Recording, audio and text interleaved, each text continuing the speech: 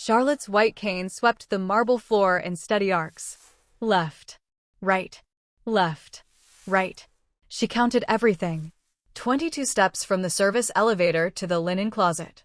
14 more to the first bedroom door.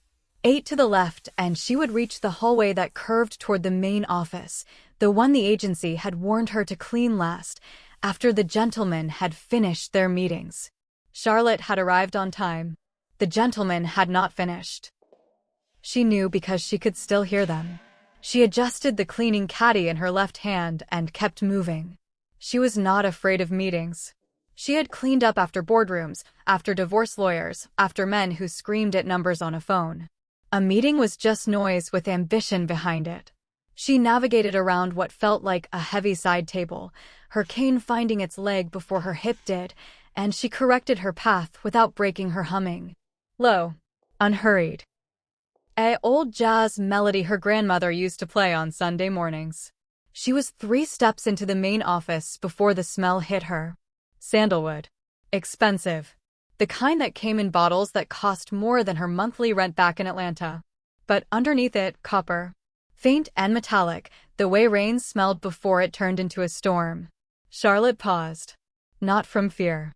She paused the way she always paused when a room gave her too much information at once, and she needed a moment to sort it. She sorted it. The whimpering she had assumed was a television was coming from floor level, not wall level. The thud she had heard stepping off the elevator had not been a dropped book. Books did not make sounds that low or that wet.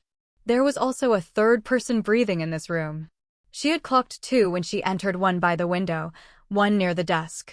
The third was directly to her right, very still, the way people went still when they did not want to be noticed. Charlotte turned toward the window and began unpacking her caddy. Someone in this room was in serious trouble. That someone was not her. She had a job to do. You can keep going, she said to the room, her voice even. I'll start on the glass. Silence dropped over the space like a curtain. She found the glass table by memory. She had cleaned this penthouse twice before and began working her cloth across the surface in slow, methodical circles. Her hand passed within inches of something cold and hard. Metal. Flat. She did not pick it up. She moved her cloth around it the way water moved around a stone. From across the room, she heard breathing change. One exhale, slow, deliberate, the kind a person released when something had genuinely surprised them. The breathing belonged to the man by the desk. She had already built a rough outline of him from sound alone. Heavy watch, expensive shoes with a slight heel, the rustle of a suit jacket that did not wrinkle easily. He had not moved since she entered.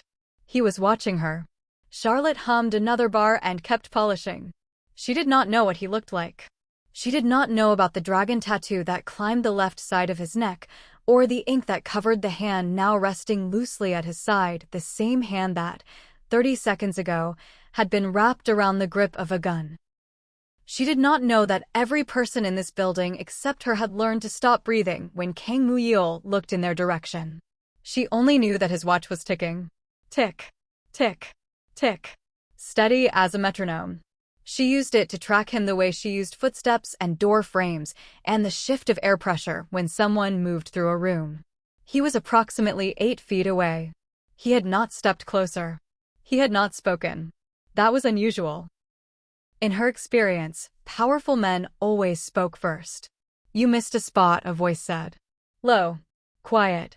Korean accented English, like something deliberate, a choice, not a limitation. Charlotte lifted her cloth and moved it 3 inches to the left. Better. Another pause.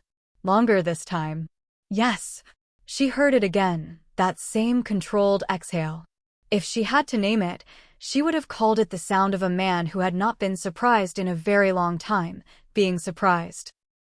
From somewhere near the door, a second voice came, tight, clipped, the voice of a man whose entire job was damage control. Sir. The other matter still needs. Give her room to work. The second voice went silent. Charlotte heard the shift of fabric as the man near the door stepped back. She finished the glass table. She moved to the bookshelf. She was acutely aware that the whimpering had stopped entirely. She did not ask why. She cataloged it the way she cataloged everything. Filed it, noted it, and kept moving. Whatever happened in this room before she arrived was not her department. Her department was dust and order and the sharp, clean smell of a well-kept space. "You're not going to ask what happened in here?" Muyil's voice came again. She still had not turned toward him.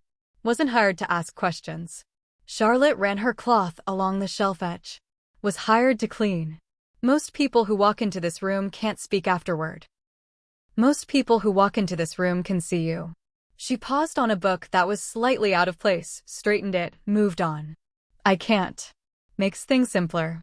The ticking watch shifted. He had moved, just slightly. Closer, but not threatening. More like a man leaning in to hear something better.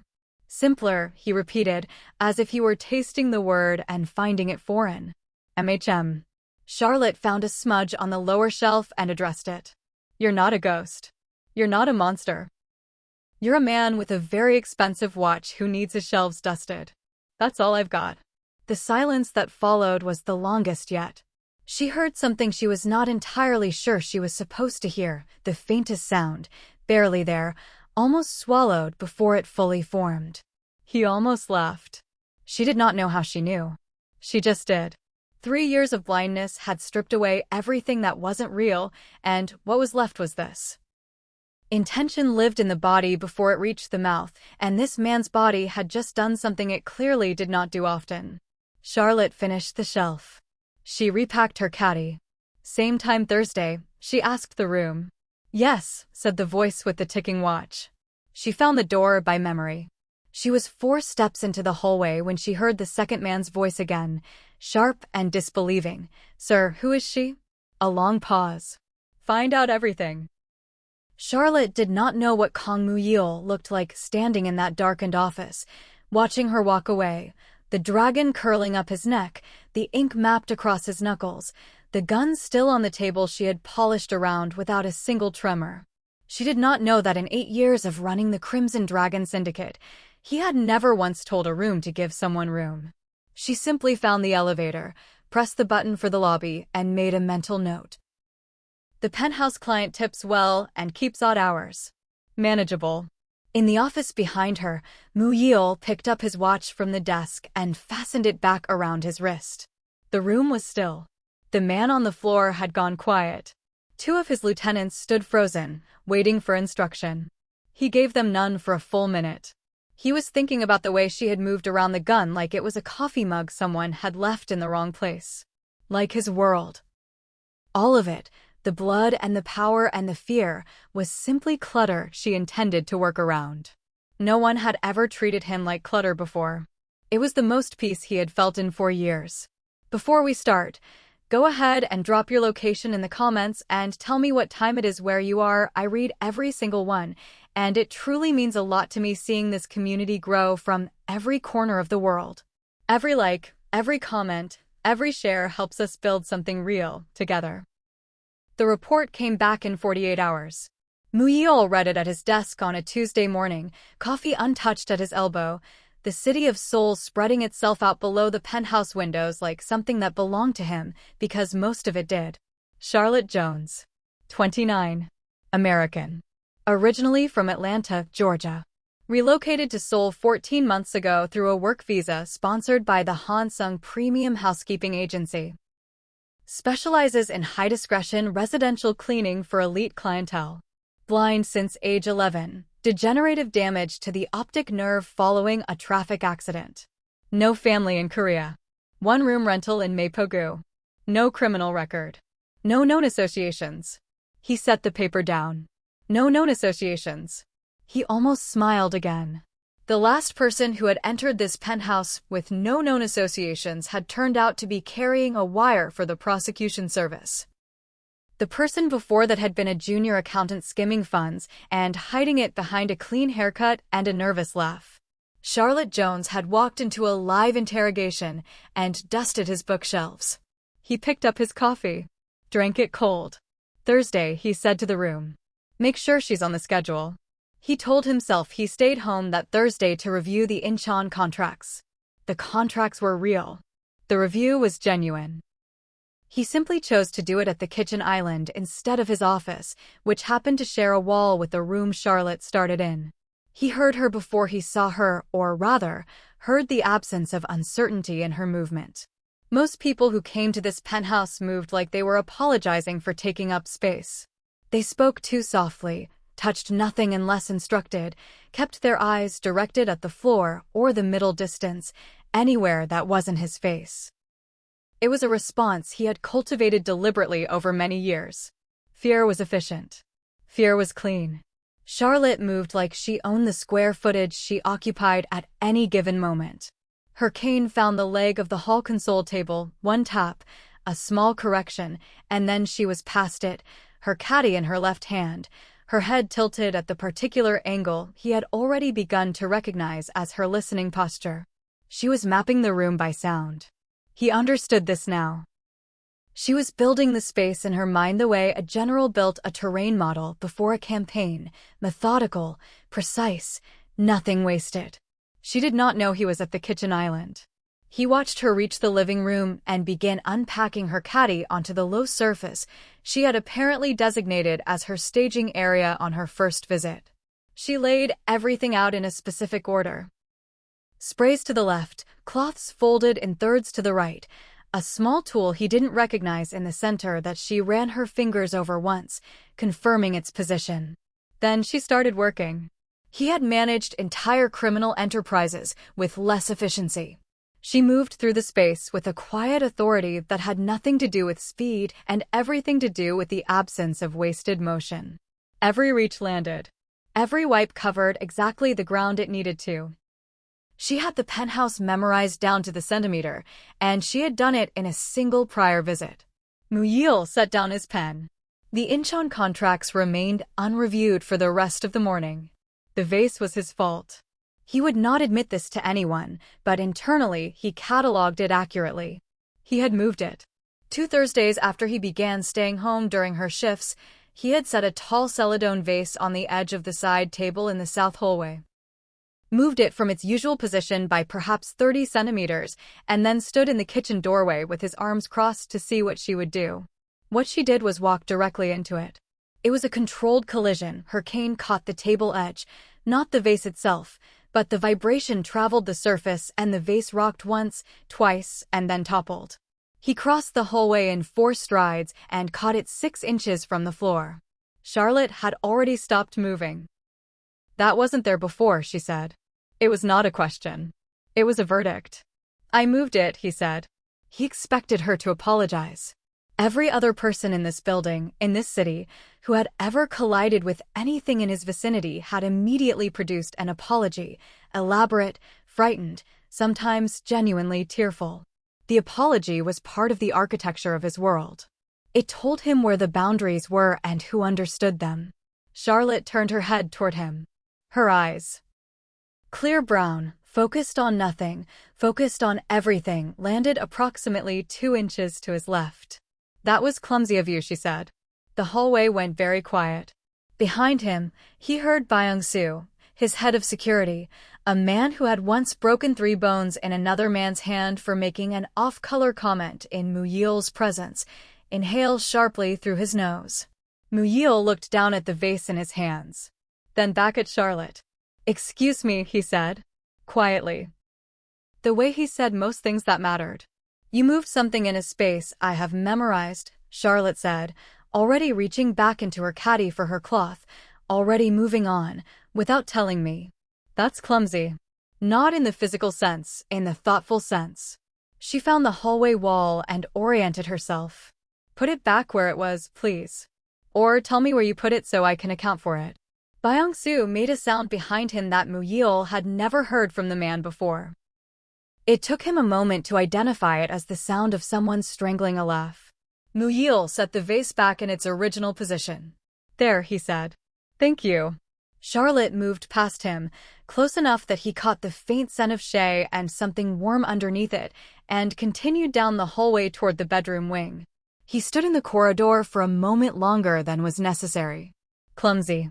14 years running the Crimson Dragon Syndicate. 312 men on his direct payroll. real estate assets across 6 districts, import operations through 2 international ports, a network of informants that reached into the prosecution service itself. Clumsy. He went back to the kitchen island. He reviewed the Incheon contracts.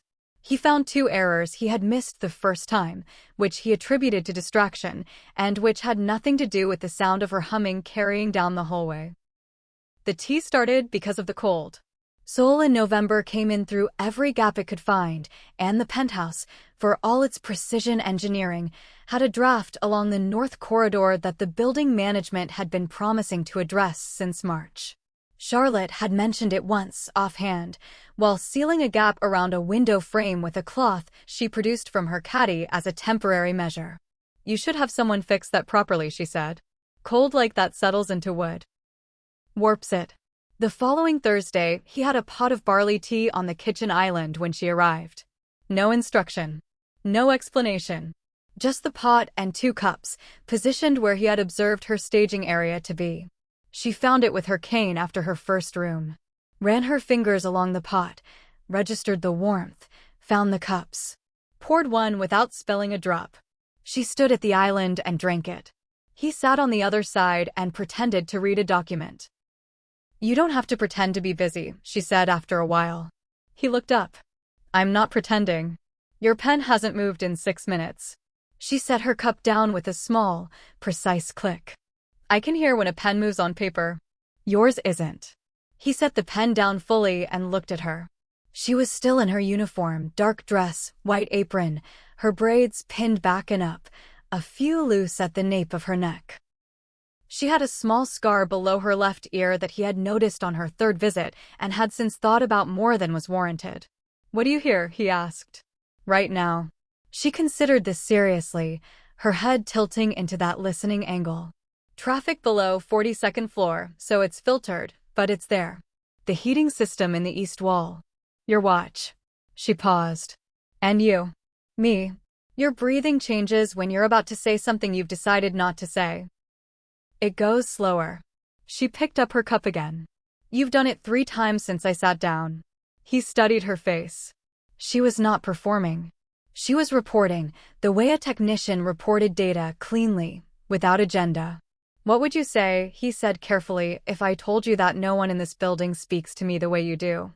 "I'd say that sounds exhausting," Charlotte replied. "For you." He was quiet for a moment. "You sound," she said, in a slightly different register. Softer, but still matter-of-fact, the way she said things she had thought about before deciding to say them, like a man who carries the weight of the world and has forgotten he was the one who picked it up. The heating system clicked in the east wall. Traffic murmured 40 stories below. Muyil did not respond. He picked up his pen. Set it down again.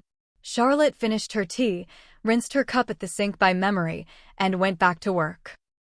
He sat at the island for a long time after she left, looking at the 2 cups, his still full, hers perfectly clean, and thought about what it meant that the most honest thing anyone had said to him in 4 years had come from a woman who could not see his face.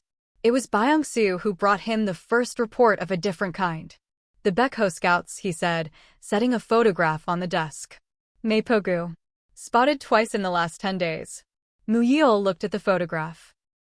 A narrow street in the kind of neighborhood where the buildings leaned slightly toward each other at the upper floors, as if they were sharing a secret.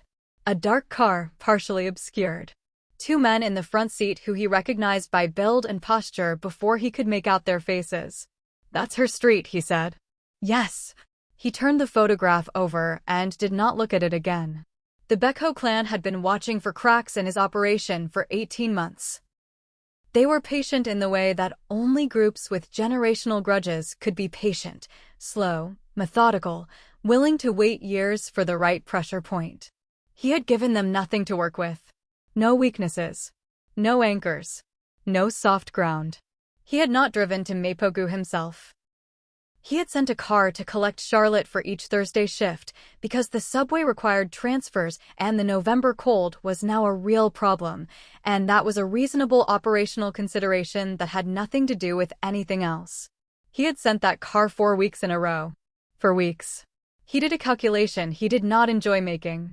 Increase the watch on her building, he said. Quietly. Nothing visible. And the car. He was quiet for a moment. Keep sending it. Byung-soo said nothing. In 8 years, this was the only time Mu-yeol had offered no justification for a resource allocation. The silence said everything the words didn't. The elder called this morning, Byung-soo added, and his voice had changed, flattened into the register he used for things he did not want to report. He would like a meeting. Mu-yeol picked up his pen. Schedule it for next week. He used the word concern. He uses that word about the weather. Schedule it for next week. Byung-soo left. Mu-yeol looked at the window, at Seoul laid out below him in its gray November light, and thought about a woman in a one-room apartment in Mapogu who had no idea that the most dangerous men in the city had started paying attention to her street. He thought about the sound of her voice saying you picked it up. He reached for his phone and made a call he told himself was routine. The gala was Byung-soo's idea, which meant it was Mu-yeol's idea communicated through plausible deniability. The Donghua Foundation charity event, Byung-soo said. You're expected. The hospital board will be there, the Lotte executives, 2 city councilmen. It would be beneficial to attend with. Someone, Mu-yeol said. Someone, Byung-soo agreed carefully. There was a pause in which neither of them said the name they were both thinking. Ask her, Mu-yeol said. Professionally. As a guest. Tell her she can decline. 3 days later, Charlotte was standing in the kitchen of the penthouse with her arms crossed and the expression she wore when she was deciding whether something was worth her energy. A gala, she said. A charity event. Formal. The agency would be compensated for your time. I'm a maid. You would be a guest. I don't know what I'd be wearing. This had already been arranged. He did not say this immediately. That can be handled. She was quiet. Her head tilted, not the listening angle, a different one, slightly upward. The one he had come to understand meant she was working through a problem she hadn't encountered before. I've never been to a gala, she said finally. I know. I won't be able to see the room. I know that too. Then why? She stopped. Started again. What would you need me to do? Nothing, Mu-yeol said. Just come. She was quiet for another long moment. Outside, the November wind came off the Han River and pressed against the north-facing windows. All right, Charlotte said. But I pick my own shoes. The dress arrived boxed on a Wednesday morning, silk crepe the color of deep burgundy, with a clean structured neckline and long sleeves that accounted for the cold without sacrificing anything. No fuss. No embellishment. The woman from the agency who delivered it described every detail aloud without being asked, which told Charlotte someone had specifically requested that she be given a full account. She ran her hands over the fabric for a long moment after the woman left. She knew quality by texture the way she knew rooms by sound. This was exceptional quality. This was the kind of dress that assumed the person wearing it needed no decoration, that the person was, themselves, the point. She wore her own shoes. Low block heels in matte black that she could navigate in. She kept 2 of her braids loose at the front and pinned the rest. Her posture, as always, was straight and clean, the upright carriage that had started as deliberate practice and become simply how she moved through the world. The car arrived at 7. She found the door handle on the first try. She knew something was different about this room before she was fully inside it. Sound moved differently in large, high-ceiling spaces filled with people who were being careful, not crowded careful, not party careful, but watched careful. The kind of room where everyone was performing a version of themselves for an audience of rivals. She had cleaned enough of these people's homes to know the texture of their social world, but she had never been placed inside it. Mu-yeol's hand found hers the moment they crossed the threshold. Not a grip, a placement. Her hand on his arm, his other hand briefly covering hers, orienting her to the room's center of gravity and then releasing. It was the most efficient form of guidance she had ever been offered. No condescension in it. No performance. She heard the room register their arrival before anyone spoke a single word. Glasses paused mid-lift. Conversation stuttered. Heels stopped on marble. It lasted only a second. The wealthy were practiced at recovering quickly, but she heard every beat of it. They're staring, she said quietly, near his ear. They always stare, Muyil said. At you or at me? Tonight? Both. She considered this. Why at me? A pause. Because you're on my arm. Another pause. And because you're extraordinary, and rooms like this don't know what to do with extraordinary. Charlotte absorbed this without responding. She was aware that it was the most direct thing he had ever said to her, more direct than tea and contracts and same-time Thursday. She filed it the way she filed the gun she had moved her cloth around. Noted, catalogued, not yet categorized. They moved through the room. He guided her without guiding her, small pressure shifts, a slight slowing of a step before a step change in floor level, a quiet word when a waiter crossed their path. He had thought about how to do this. She could tell by how naturally it worked, and she knew that things that worked naturally had been carefully prepared. A man with a voice like money congratulated Muyil on the Incheon development. A woman whose perfume cost more than Charlotte's monthly rent asked, in English so deliberate it felt like a weapon, how Charlotte was finding Seoul. Fine, Charlotte said. Beautiful city. She said this without irony, and the woman clearly could not decide what to do with that. 2 hours in, they found a quieter corner near a window. She could feel the cold coming through the glass at her back. She could hear the room differently from here, the full scope of it, the overlapping voices and the string quartet in the far corner and the persistent hum of people who would spend the entire evening deciding who was winning. You're tired, Charlotte said. I'm fine. Your breathing does the slow thing when you're tired. Same as when you're not saying something. I'm learning to tell the difference. Silence from him. Then, very quietly, yes. I'm tired. She nodded. She didn't offer anything else. She had learned that he didn't want things solved, he wanted them witnessed. Most people in his world solved or exploited. She simply stood beside him in the corner of a room full of people who feared him and listened to the string quartet play something that resolved neatly in the end after a long, complicated middle. We can leave, she said. If you want. Not yet. He was quiet for a moment. Are you all right? Being here. She thought about the cold stares she had heard in the room's silence when they entered. The deliberate English. The weight of a space full of people deciding what she was and what she meant. I've been in harder rooms, she said. I've cleaned them. He made a sound, not quite a laugh, but the closest thing to one she had heard from him in a public space. They stayed another 40 minutes. When they left, his hand found hers again at the threshold. The same brief, orienting placement, the same clean release. In the car, riding back through the lit-up Seoul streets she would never see, Charlotte sat with her hands in her lap and thought about the weight of a room full of people who only knew how to see power, and one man in it who had spent the entire night making sure she never once felt lost. It happened on a Thursday, the way most things between them happened. She had been working the bedroom wing. The part of the penthouse he normally vacated during her shifts, an unspoken arrangement that had developed without either of them naming it. But the elders' meeting had run long and bled into the afternoon, and Muyil had come home still wearing the weight of it, jacket off before he reached the hallway, moving toward the bedroom without checking whether she had finished. She was reaching high along the top of the wardrobe when he came through the door.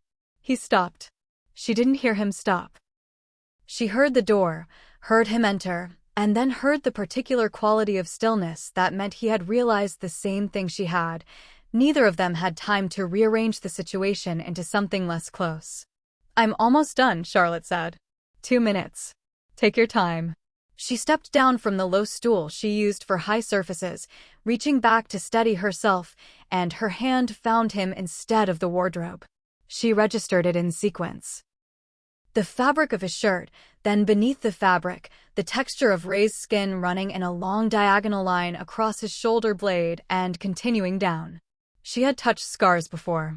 She knew the difference between the clean line of a surgical scar and the irregular geography of something that had been done in violence and healed without care. This was the second kind. More than one. The landscape of his back told her what no file, no rumor, no whispered reputation had.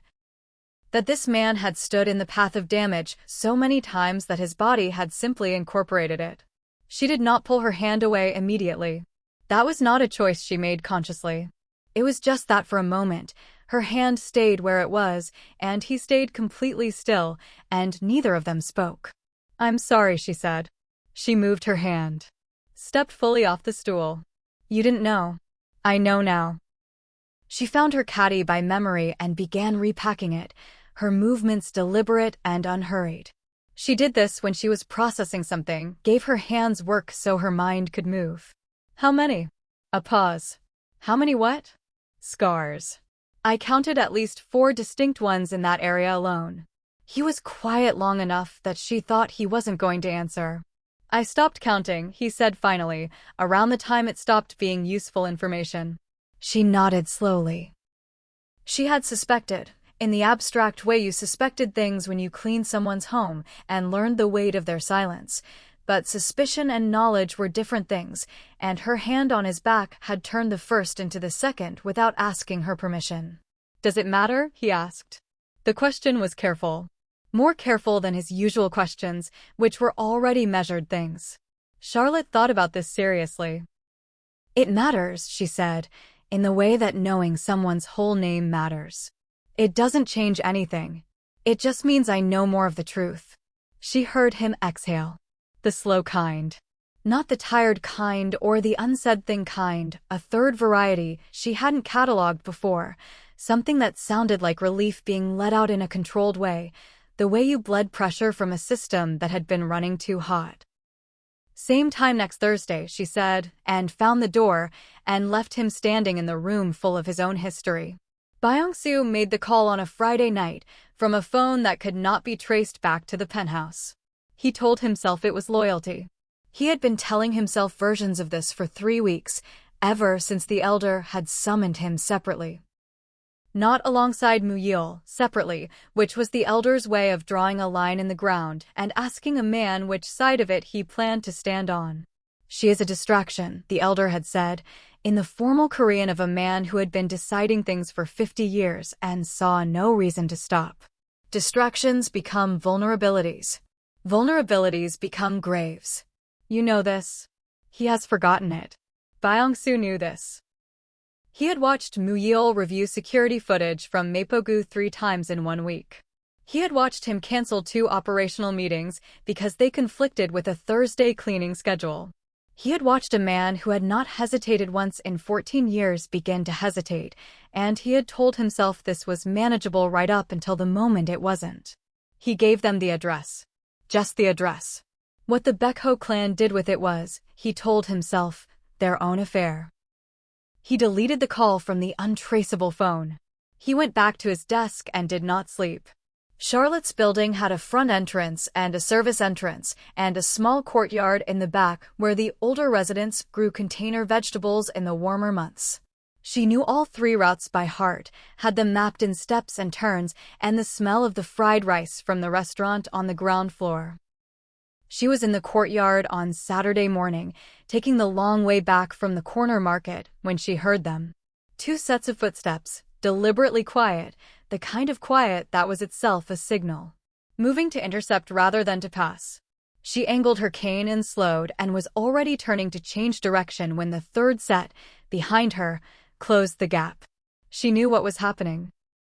She was not naive about what it meant to be connected to the world she had been cleaning around for months. She had simply believed, until this moment, that she was invisible to it. She was not invisible anymore. She opened her mouth to call for help and something covered the sound.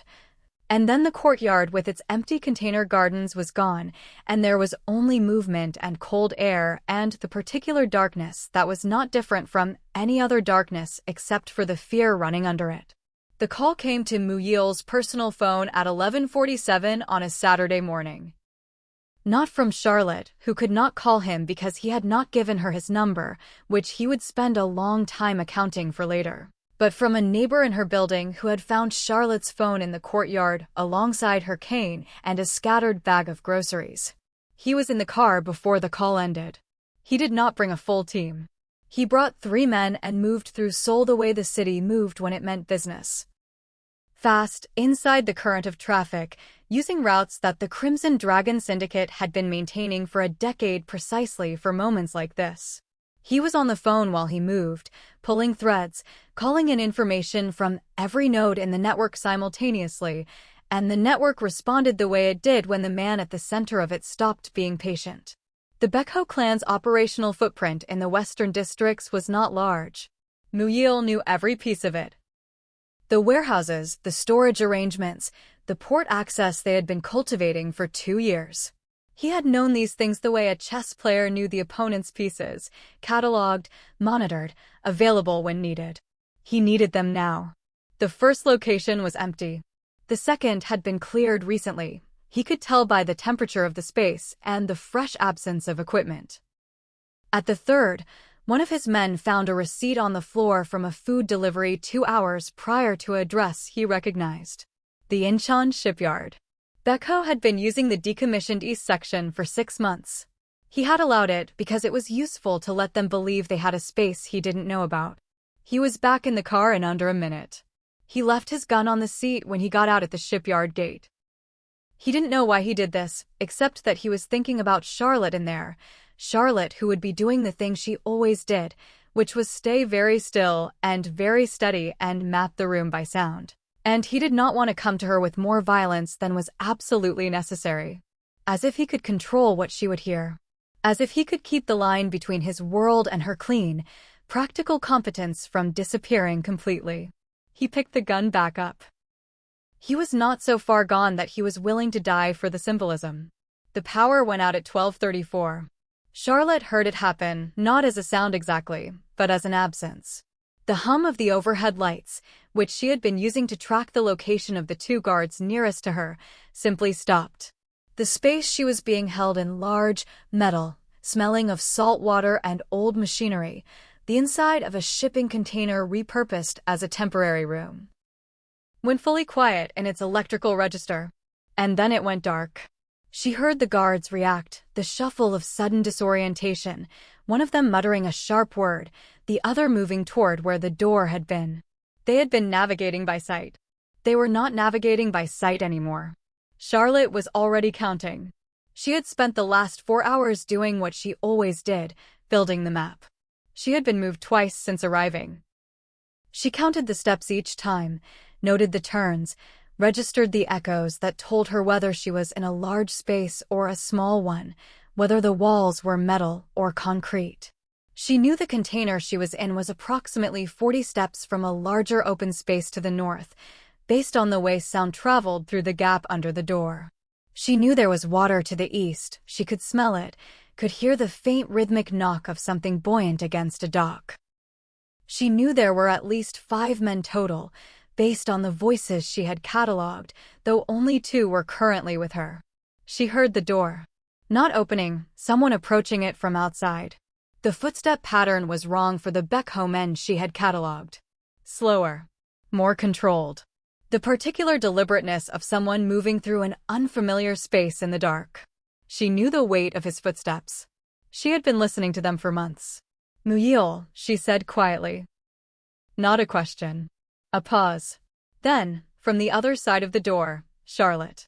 The sound of her name and his voice in this place was something she did not have a category for. She put it away to examine later. There are 2 men in here with me, she said, at normal conversational volume, because the 2 men were already disoriented and she was done managing what they heard. They've moved toward the east wall since the lights went out. That's your left when you come in. One is closer to the door than the other. Maybe 4 steps inside and 3 steps left. A silence. Then, from outside, the door. Not locked. They were using the guards as the lock. She heard the handle. The door opened and she felt the shift of air, and then there was movement and sound, not the extended, cinematic kind, but the short, efficient kind, the sound of someone who had done this so many times the body did it without consultation. 2 impacts. 2 different floor-level sounds of men losing structural integrity. A third sound she didn't ask about, coming from further in the space. Then footsteps crossing toward her. His watch, ticking. She had never been so grateful for an expensive watch in her life. His hand found her arm, not grabbing, finding. The same orientation grip from the gala, this time in the dark, in a shipyard, with her heart running faster than she intended to let on. Are you hurt? He said. No. She found his arm with her free hand and held on properly. There are 3 more in the large space to the north. 40 steps, turn left at the container junction. I think it's a junction, based on the echo. One of them has a bad knee. Favors his right. He'll be slower to move. Muyul was quiet for a moment. You've been mapping this entire time, he said. I've been cleaning rooms for strangers in a foreign country for over a year, Charlotte said. I map everything. Let's go. They went. She stayed close and slightly behind, her hand on his arm, and she talked him through it the way she moved through the penthouse, cleanly, without wasted words. 30 steps, slight incline under your feet at 25. Container junction ahead. Go right, not left. I was wrong about that. The man with the bad knee is 8 feet and 2 o'clock based on his breathing. He moved where she directed, and she tracked the room by sound, and between the 2 of them they navigated something that neither of them could have navigated alone. The darkness, which had always been only hers, became briefly shared. Afterward, after the last of the Beko men in that space had been handled, after Muyul had gotten them through a side exit and into the cold salt air of the Incheon dock, Charlotte stood outside and breathed. Just breathed. The water knocked against the pilings nearby. Seoul glittered somewhere to the north in a way she knew only by report. Muyul stood beside her. She could feel the tension in him even through the cold air, not fear, not relief, something that was neither, because it was both of them together, burning off slowly. Your cane is in the courtyard, he said finally. I'll have someone get it. I know where it is, she said. I dropped it on purpose. Better chance of someone finding it. Another silence. You planned for someone to find it, he said. I plan for everything. She paused. It's how I survive. She heard him turn toward her, the small shift of his weight, the change in the direction of his breathing. Charlotte. Don't, she said. Not harshly. Not yet. Let me just stand here for a minute. He said nothing. He stayed where he was, close enough that she could track his watch, and let her stand there. She asked him in the car on the way back to Seoul, because she had been thinking about it since the container, and silence was not the same as not knowing. Who told them where I live? A long pause. Byung-soo. She absorbed this. Your right hand. Yes. Because of me. Because of his fear about what I was becoming. Because of the elder. Because loyalty, when it goes wrong, becomes its own kind of violence. He said this without anger. With the flatness of someone who had already done all the feeling about it privately and was now simply reporting. He believed he was protecting the operation. What happens to him? He's already gone. His choice, when he realized what had happened. A pause. He was not a bad man. He was a frightened one. Charlotte nodded slowly. She thought about fear and what it made people do. The way it narrowed the world down to what felt survivable and made everything outside that boundary look like a threat. There's something else, Muyul said. His voice had changed.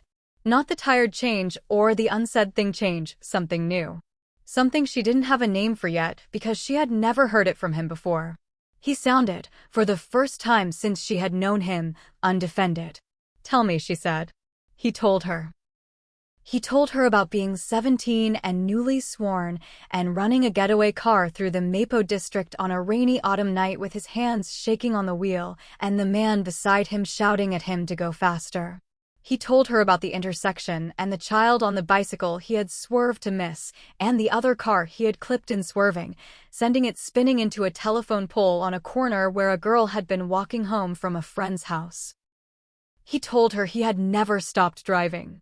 He told her he had found out years later, when he was already too deep in a world that did not let you back out easily, whose daughter that girl had been, and had kept the knowledge like a stone in his chest ever since. Adding it to the weight that a woman he barely knew had told him sounded like something he had picked up and forgotten to put down. The car moved through the lit streets of Seoul. Charlotte sat with her hands in her lap and listened to all of it. When he finished, there was a long quiet, not the heavy kind, not the weighted kind, but the open kind that comes after something true has been said, and the air needs a moment to settle around it. I was 11, she said finally. I know. I didn't know what I lost until it was gone.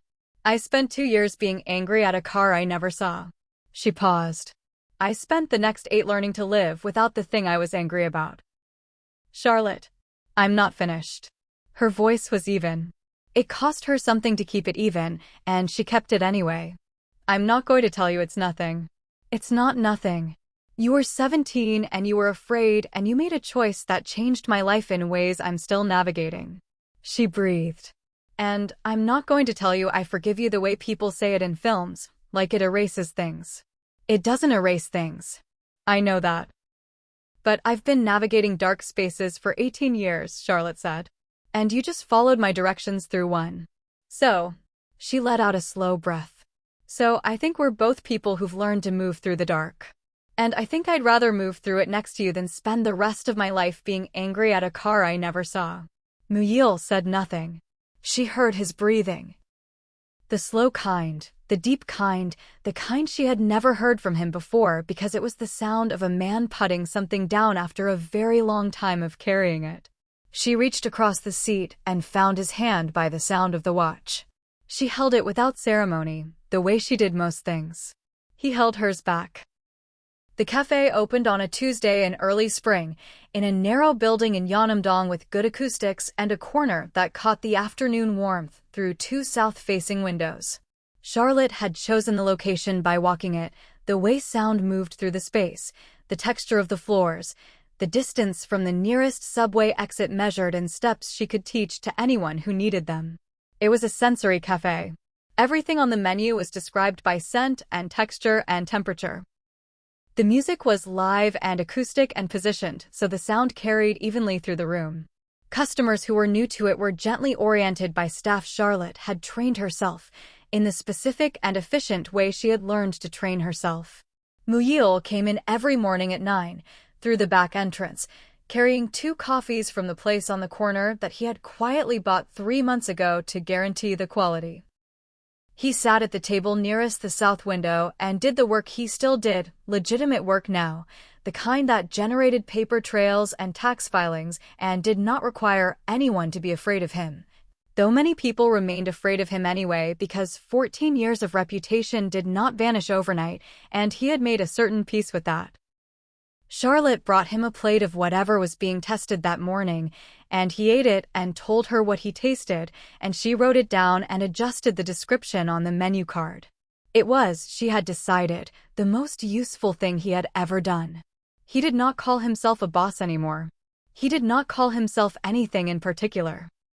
He was a man with a heavy watch and ink on his hands who sat in a cafe in Yeonam-dong every morning and told a woman what things tasted like, and when she moved through the room he tracked her the way she had once tracked him, by sound, by the particular quality of her presence in a space, by what the room felt like when she was in it and what it felt like when she was not. He had learned this from her, the way he had learned everything from her. Not because she taught it, but because she simply was it, and eventually the world around her took its shape from that. Charlotte, for her part, knew exactly where he was at all times. The watch. The breathing. The particular weight of a man who had put something down and was learning, slowly, what it felt like to stand straight without it. She found it, every time, 2 inches to his right. She had stopped correcting for the margin. Before you go, think about this for a second. What would you have done if you were in that situation? Would you have made the same choices, or taken a completely different path? Because every story we tell here isn't just a story, it's a question. And the real answer is always you. Welcome to Untold Soul. African stories where cultures collide, power shifts, and nothing is ever as simple as it looks. Now I want to hear from you again. Drop your location in the comments and tell me what time it is where you're watching from. This is more than a channel, it's a global community, and I see every single one of you.